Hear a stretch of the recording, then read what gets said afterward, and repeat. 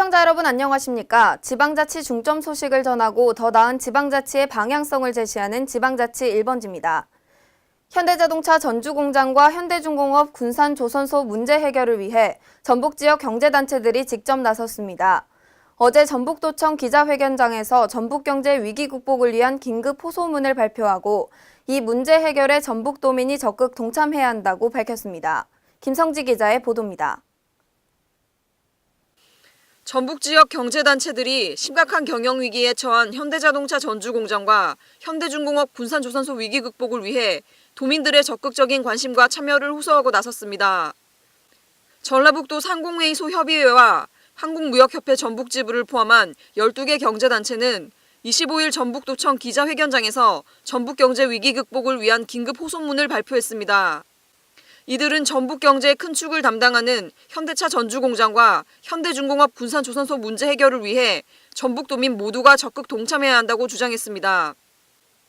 최근 현대자동차 전주공장은 단일버스 수출 계약으로는 사상 최대 규모인 780억 원 규모의 투르크메니스탄 시내버스 수출 계약을 따낸 바 있으며 납기에 맞춰 오는 12월 말까지 생산을 완료하기 위해서는 생산량 30% 증량이 필요한 상황입니다. 그러나 노조와의 협상이 이루어지지 않아 현대자동차 본사에서는 이 같은 상황이 지속될 경우 투르크메니스탄 시내버스 물량 500대를 비롯해 전주공장 버스 생산 물량 등을 타 지역에서 생산하는 방안을 적극 검토 중인 것으로 알려졌습니다.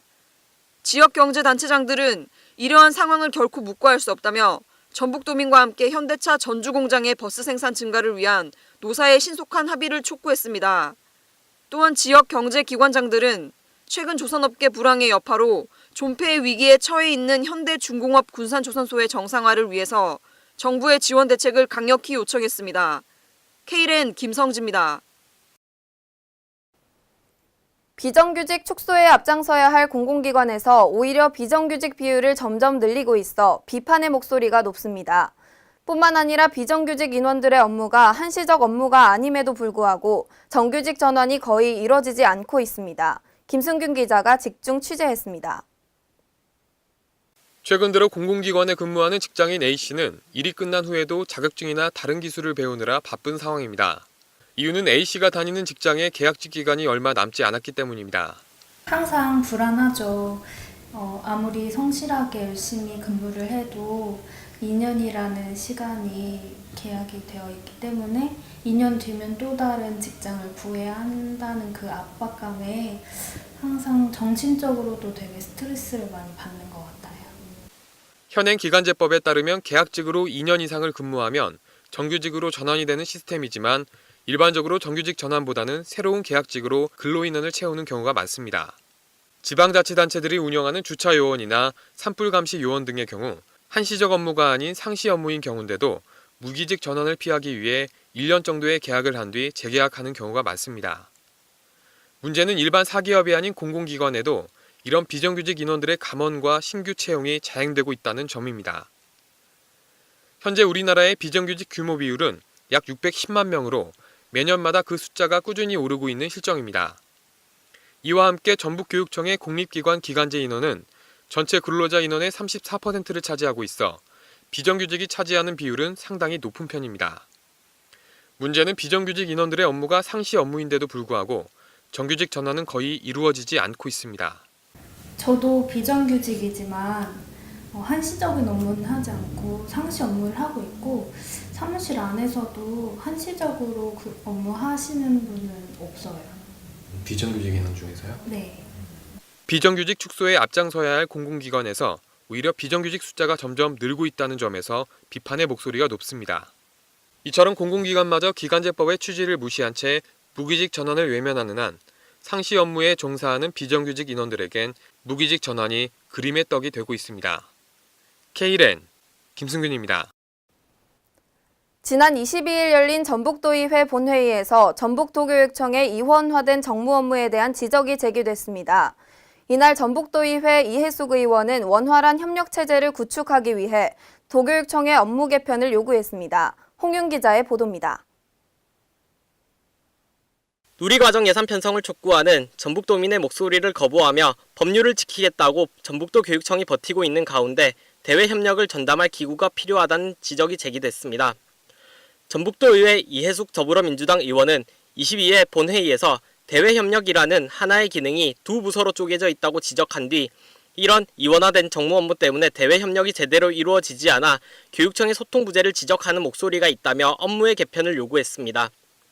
이 의원은 외부 환경과의 협력체제를 구축하기 위해 가교 역할을 하는 정무전담부서가 정부기관과 자치단체들에 존재한다며 전북도 교육청은 이러한 정무 기능을 예산과 소속의 교육협력팀과 정책정보 담당관 소속의 기획소통협력팀이 나누어 담당하고 있다고 덧붙였습니다.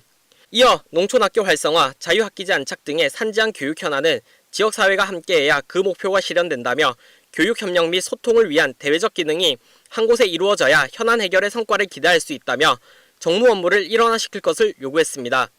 Kren 홍윤입니다. 전라북도는 현재 항공대대 이전 문제를 비롯한 7건의 사업들로 지자체 간 갈등이 깊어진 상태인데요. 지난 22일 열린 전북도의회에서 도내 국회의원들이 갈등 사업들이 조속히 해결될 수 있도록 갈등 해결 방안을 촉구하고 나섰습니다. 유희광 기자의 보도입니다. 전라북도 행정구역 내에서 전주 항공대대 이전, 새만금 송전선로 건설, 새만금 고속도로 건설 문제 등 지자체 간 많은 문제들이 본물 터지듯 쏟아져 나오고 있습니다. 전북도의회 김종철 의원은 22일 제335회 임시회 5분 자유 발언을 통해 전라북도 갈등 사안은 전라북도의 문제이다며 지자체 간 갈등 해결을 위해서는 전북도가 적극 나설 때이다고 촉구하고 나섰습니다. 전북도의회에 따르면 도가 공식적으로 관리 중인 갈등 사안은 서남권 광역 화장시설 건립 등 총 7건으로 나타났습니다. 하지만 도에서는 7건의 갈등과 관련한 어떠한 회의도 진행한 적이 없을 뿐더러 지난 2015년 두 차례 개최한 회의에서의 주요 사안에 관한 보고와 질의응답이 오간 것이 전부인 것으로 확인됐습니다. 김 의원은 지역 내 갈등 사안을 개별 자치단체의 일이라고 판단하고 있는 것이 아닌지 의문이 든다며 왜 서로 타협하는 공론의 장을 마련하지 않는지 이해하기 어렵다고 말했습니다. 또 전라북도 지사의 역할은 갈등의 방관자도 갈등의 조장자도 아닌 갈등의 중재자여야 한다고 강조하며 갈등 조정 방안에 관한 구체적인 로드맵을 제시하여야 한다고 촉구했습니다. 이렇듯 전북도가 소극적인 태도로 공공갈등을 바라보며 책임 공방만 논하고 있는 등 지속적인 문제가 제기되고 있는 가운데 전라북도가 어떠한 태도로 지역 내 갈등 사안들을 풀어나갈지 도민들의 관심이 모아지고 있습니다. Kren 유희광입니다.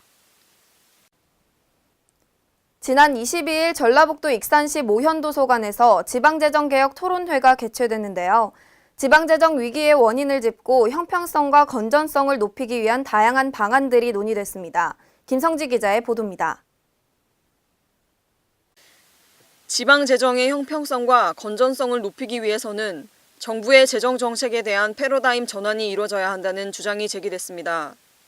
안국찬 교수는 22일 전북 익산 시립 모현도서관에서 열린 지방재정개혁 토론회에서 지방재정의 형평성과 건전성 제고 방안이라는 주제 발표를 통해 그 기본 방향으로 재정정책의 패러다임이 전환돼야 한다고 주장했습니다. 안 교수는 이를 위해 중앙과 지방 간 협의기구를 설립해 재정정책을 운영하는 방안을 제시했습니다. 안 교수는 또 현재의 지방재정을 위기로 진단하고 경기 둔화와 법인세 및 소득세 감면, 과다한 복지비 지출, 방만한 예산 운영 등을 원인으로 꼽으며 이러한 재정 위기를 극복하고 건전성을 확보하는 방안으로 지방 교부세율 인상과 교부산식의 수정을 요구했습니다. Kren 김성지입니다. 전국적으로 우레탄 트랙이 설치돼 있는 학교에서 기준치를 초과한 납성분이 검출돼 논란이 된 가운데 어린아이들이 즐겨노는 놀이터에서도 우려의 목소리가 나옵니다. 최근 지어진 신규 아파트의 놀이터에는 관리의 편의성과 위생적 측면에서 우레탄 재질을 사용해 만들어진 경우가 많은데요. 잘못하면 지능 저하와 성장 지연에 영향을 미칠 수 있지만 별다른 제재는 없는 것으로 보입니다. 김승균 기자의 보도입니다. 전북 지역 초중고교 지역에서 우레탄으로 제작한 트랙의 납성분 검출로 인한 문제가 불거진 가운데 이러한 우레탄을 사용해 만들어진 신규 아파트 놀이터 지역도 문제가 되고 있습니다.